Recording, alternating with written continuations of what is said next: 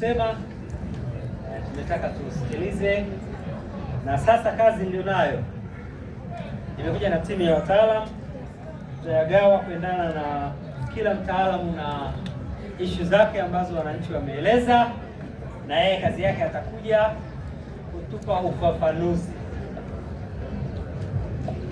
Mbeya oye! Wataalamu oye! Kwa naomba tuwasikilize, na mkifika wataalamu msituhutubie, tumeshahutubiwa na wananchi. Toa ufafanuzi kwa kifupi, na ukieleweka wananchi wetu niwaelewa, watakuelewa kwamba umeeleweka.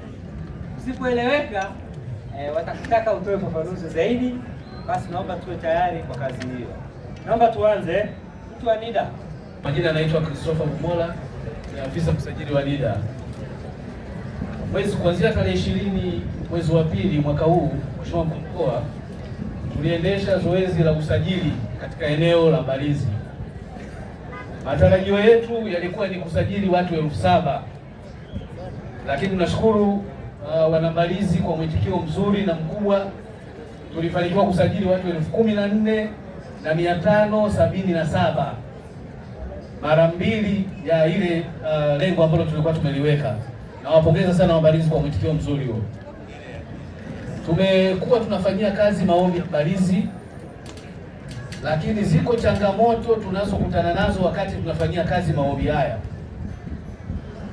Moja ya changamoto ni wakazi wengi kukosa viambata vya msingi ambavyo vinatakiwa ili mtu aweze kupata kitambulisho cha taifa. Wako wachache, lakini baadhi yao wanakwamia hapo. Lakini pili, wakati tunafanya usajili, liko kundi la watu ambao wana mashaka ya uraia. Wengine ni madereva kutoka nchi jirani, walikuwa wakishuka hapa na kuja kujisajili. Hilo ni kundi ambalo limechangia pia kuwepo kwa watu wengi ambao hawajapata hizo namba za NIDA.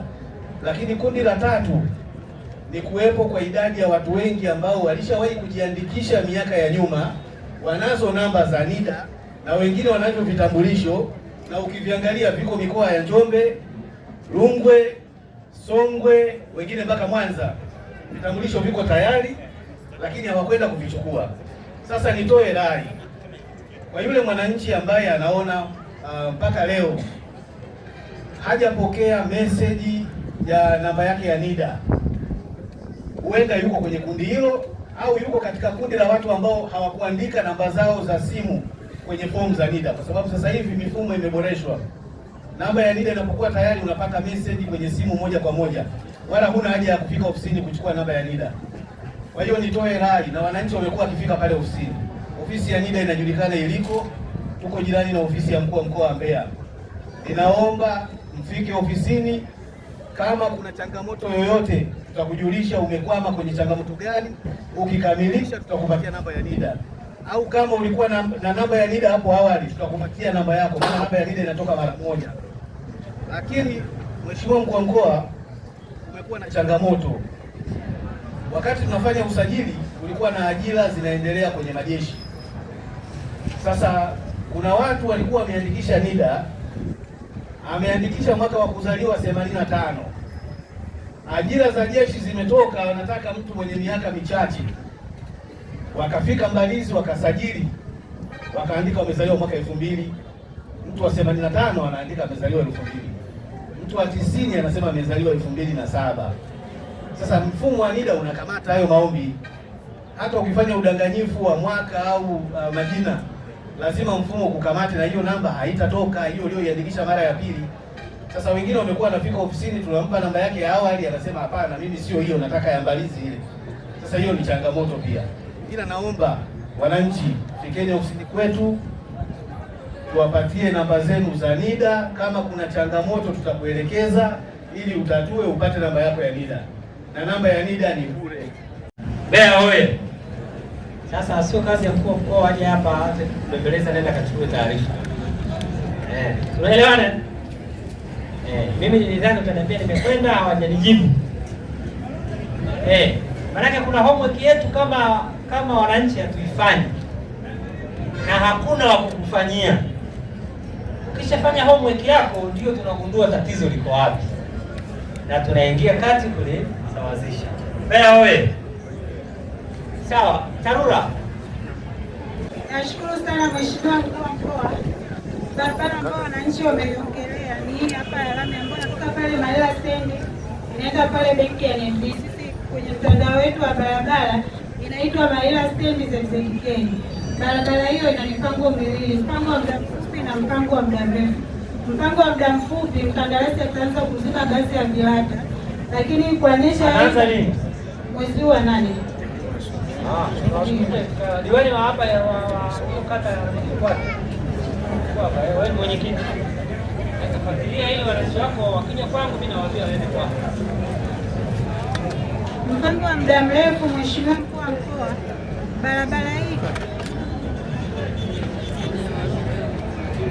Mpango wa muda mrefu, barabara hii inabeba mizigo mikubwa sana kwa sababu ya magodani mengi yamejengwa huko. Kwa hiyo kiwango chake kilichojengwa kwa sasa hivi ni kidogo kulinganisha na uzito wa magari ambayo yanapita sasa hivi. Kwa mpango wa muda mrefu tunaingiza kwenye bajeti kuifanyia usanifu ili tuweze kujenga barabara yenye uwezo wa kubeba hayo magari mazito.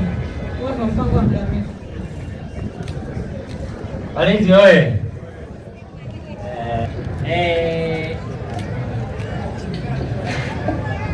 Nani hapa nadhani kutoka mkoani au afisa ardhi, tuambie habari ya wametoa ombi ndio kwamba wameishi muda mrefu kule na maombi yao wanataka yaende hazina na wao wawe considered. Sasa hivi tupo ufafanuzi, kuna ufafanuzi wa kitaalamu, lakini hili limekuja kama ombi. Shukuru sana Mheshimiwa Mkuu wa Mkoa, na shukuru pia kwamba wananchi wanaolima kwenye maeneo hayo wanauelewa wa dhahiri kuwa maeneo hayo ni ya msajili wa hazina ambao ni mamlaka nyingine kimsingi, na hata maombi yao wanayaelekeza huko kwa msajili wa hazina. Kwa namna hiyo sidhani kama nitakuwa kwenye position ya kueleza kitaalamu zaidi, kwa sababu ni maombi ambayo yanategemea sasa msajili wa hazina kuyasikia, kuyakubali au kuelekeza vinginevyo. Kwa hiyo kwa namna hiyo naomba niishie hapo. Mimi nafikiri usiishie hapo. Wale sio wataalamu. Wewe kanao waelekeze hao maombi yao waandikeje, yapite wapi na wapi hadi yafike kwa msajili. Nimepokea mheshimiwa. Tukiwaachia hapo tutakuwa tumewaacha hewani. Asante sana. Jamani, mmesikia nyinyi mnaozungumza habari ya Tanganyika Packers Haya, asanteni. Washukuru wote watendaji wa halmashauri hii pamoja na viongozi wengine wa taasisi nyingine ambazo wako hapa. Nasema asanteni. Jamhuri ya Muungano wa Tanzania.